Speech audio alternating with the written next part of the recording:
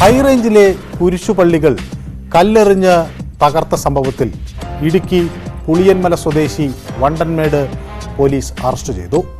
പുളിയന്മല ചെറുകുന്നേൽ ജോബിൻ ആണ് അറസ്റ്റിലായത്.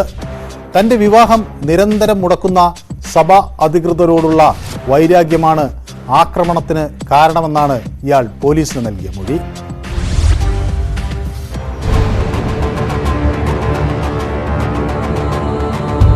കട്ടപ്പന, കമ്പംമേട്ട്, ചേറ്റുകുഴി, 20 ഏക്കർ തുടങ്ങിയ സ്ഥലങ്ങളിലുള്ള വിവിധ ക്രൈസ്തവ സഭകളുടെ കുരിശുപള്ളികൾ കല്ലെറിഞ്ഞു തകർത്ത സംഭവത്തിലാണ് ഒരാളെ പോലീസ് അറസ്റ്റ് ചെയ്തത്.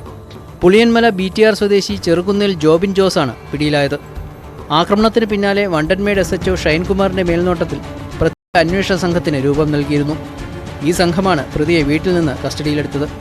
തന്റെ വിവാഹം നിരന്തരമായി മുടക്കുന്ന സഭാ അധികൃതരോടുള്ള വൈരാഗ്യമാണ് കുരിശുപള്ളികൾ തകർക്കാൻ കാരണമായതെന്ന് ഇയാൾ പോലീസിന് മൊഴി നൽകി.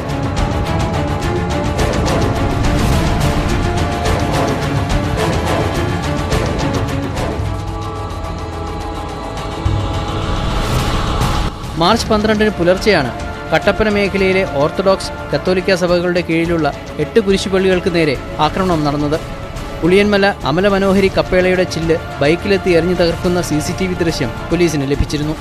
ഈ ദൃശ്യങ്ങളും പ്രതി ഉപയോഗിച്ചിരുന്ന ബൈക്കും വസ്ത്രവുമാണ് കേസിന് തുമ്പുണ്ടാക്കാൻ സഹായകമായത്. SI Diju Joseph, ASI James ഉൾപ്പെടെയുള്ള സംഘമാണ് പ്രതിയെ പിടികൂടിയത്.